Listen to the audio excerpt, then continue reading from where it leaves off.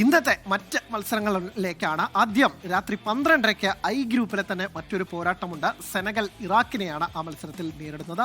ആദ്യ 2 കളിയും തോറ്റ സെനഗൽ ഇപ്പോഴും ഔദ്യോഗികമായി പുറത്തായിട്ടില്ല. അപ്പോൾ മികച്ച 3-ാം സ്ഥാനക്കാരിൽ ഒരു ടീം ആവാനായാൽ സെനഗലിന് ഇനിയും നോക്കൌട്ട് സാധ്യതയുണ്ട്. അതിന് ഇറാഖിനെ വലിയ മാർജിനിൽ തോൽപ്പിക്കണം എന്നുള്ളത് തന്നെയാണ്. ആ പോയിന്റ് ടേബിളിലേക്ക് കൂടി നമുക്ക് പോകാമെന്ന് തോന്നുന്നു. യെസ്, ഫ്രാൻസ് ആണ് ഇപ്പോൾ ആ ഗ്രൂപ്പിൽ ഐ ഗ്രൂപ്പിൽ 1-ാം സ്ഥാനത്ത് നിൽക്കുന്നത്. 2 മത്സരങ്ങൾ ജയിച്ചു, 5 ഗോൾ ഡിഫറൻസ്, 6 പോയിന്റ് ഉണ്ട്. നോർവേ ആണ് നിലവിൽ 2-ാം സ്ഥാനത്ത്.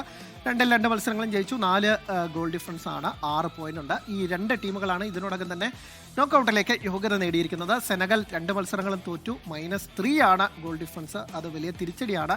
ഇറാഖ് 6 ഗോൾ വഴങ്ങിയ 6 ഗോളിന്റെ ഡിഫറൻസ് ഉള്ള ഇറാഖ് ഇതിനോടകം തന്നെ പുറത്തായി നമുക്ക് പറയാം. സെനഗൽ സാഡിയോ മാനയുടെ കൂലിബാലിയും ഒക്കെ അടങ്ങുന്ന സെനഗലിന് ഇനിയും സാധ്യതകൾ കടലാസിലെങ്കിലും ഉണ്ട് എന്നുള്ളത് തന്നെയാണ്. പക്ഷേ അതൊരു വിദൂര സാധ്യതയായി മാത്രം നമുക്ക് പറയാൻ സാധിക്കുകയുള്ളൂ. ഇനി നമ്മൾ പോകുന്നത് ഗ്രൂപ്പ് എച്ചിലേക്കാണ്. ഗ്രൂപ്പ് എച്ചിലെ 2 മത്സരങ്ങൾ ഇന്ത്യൻ സമയം നാളെ രാവിലെ 5:30 നടക്കുക. യുറുഗെ സ്പെയിൻ പോരാട്ടമാണ് ഇതിൽ ഏറ്റവും പ്രധാനപ്പെട്ടത്. അത് മറ്റൊന്ന് സൗദി അറേബ്യ കേപ്പ് വെർദെ മത്സരമാണ്. സ്പെയിൻ ഈ ഗ്രൂപ്പിന്റെ പോയിന്റ് ടേബിൾ പരിശോധിക്കുകയാണെങ്കിൽ സ്പെയിൻ ആദ്യ മത്സരത്തിൽ അവർക്ക് കേപ്പ് വെർദെയോട് സമനില വഴങ്ങേണ്ടി വന്നിരുന്നു. അത് അവരെ സംബന്ധിച്ചിടത്തോളം വലിയൊരു ഞെട്ടിക്കുന്ന തുടക്കമായിരുന്നു. പക്ഷേ 2-ാം മത്സരത്തിൽ ശക്തമായി സൗദി അറേബ്യക്കെതിരെ തിരിച്ചു വരുന്ന സ്പെയിനെ നമ്മൾ കണ്ടു. 2 മത്സരങ്ങളിൽ 1 വീതം ജയവും സമനിലയും ഉൾപ്പെടെ 4 പോയിന്റാണ് സ്പെയിനിന് ഉള്ളത്. യുറുഗേക്ക് 2 മത്സരങ്ങളിലും സമനില നിരാശയായിരുന്നു. അവർക്ക് 2 പോയിന്റ് ഉണ്ട്, ഇപ്പോഴും 2-ാം സ്ഥാനത്താണ്. കേപ്പ് വെർദെ വളരെ അത്ഭുതകരമായി ഈ ലോകകപ്പിലെ വിസ്മയമായി മാറിയിരിക്കുകയാണ്. 2 മത്സരങ്ങളിലും സമനിലയിൽ പിടിച്ചു. അത് 2 മുൻ ലോക ചാമ്പ്യന്മാരെ എന്നുള്ളതാണ് കേപ്പ് വെർദെയെ പോലെ ലോകകപ്പിലെ കന്നിക്കാരെ വളരെയധികം സന്തോഷിപ്പിക്കുന്നത്. ഇന്ന് സൗദി അറേബ്യക്കെതിരെ കൂടി ആ ഒരു പ്രകടനം എങ്ങനെയായിരിക്കും എന്നുള്ളത് വളരെ ആവേശകരമാകും. ഒരുപക്ഷെ ഞെട്ടിച്ചുകൊണ്ട് കേപ്പ് വെർദെ നോക്കൌട്ടിലേക്ക് മുന്നേറിയാൽ അത് മറ്റൊരു ചരിത്രമായി മാറും. ഇതേ ആദ്യ 2 പേരുടെ പേര് പറഞ്ഞു കഴിഞ്ഞു, സ്പെയിനും യുറുഗയും. ഇത് കാത്തിരിക്കുന്ന മറ്റൊരാൾ കൂടിയുണ്ട്, മറ്റാരുമല്ല ലോക ചാമ്പ്യന്മാരായ അർജന്റീന.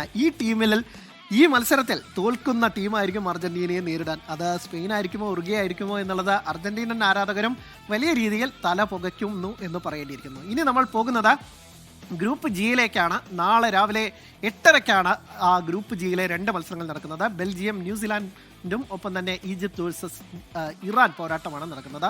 ആ ഗ്രൂപ്പിന്റെ പോയിന്റ് ടേബിളിലേക്ക് പോവുകയാണെങ്കിൽ ഈജിപ്ത് ഇപ്പോൾ 2 മത്സരങ്ങളിൽ നിന്ന് 1 ജയവും 1 സമനില ഉൾപ്പെടെ 4 പോയിന്റുമായി 1-ാം സ്ഥാനത്തുണ്ട്. ലോകകപ്പിലെ ചരിത്ര ജയമാണ് കഴിഞ്ഞ മത്സരത്തിൽ ഈജിപ്ത് സ്വന്തമാക്കിയത്.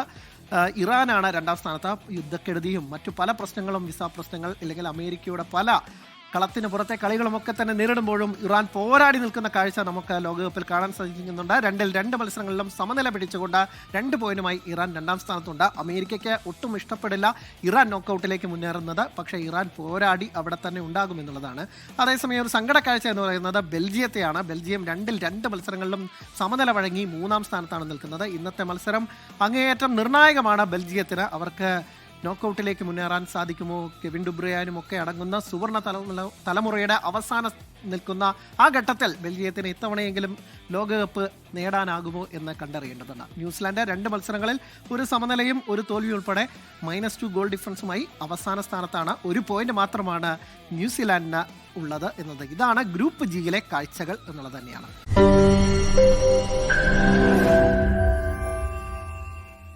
ലോകത്തെവിടെയായാലും ഏത് സമയത്തും 24 വാർത്തകളും ഓഗ്മെന്റഡ് റിയാലിറ്റി പാക്കേജുകളും എക്സ്പ്ലെയിനറുകളും വിശദമായി കാണാൻ ഞങ്ങളുടെ യൂട്യൂബ് ചാനൽ നിങ്ങൾക്ക് സബ്സ്ക്രൈബ് ചെയ്യാം.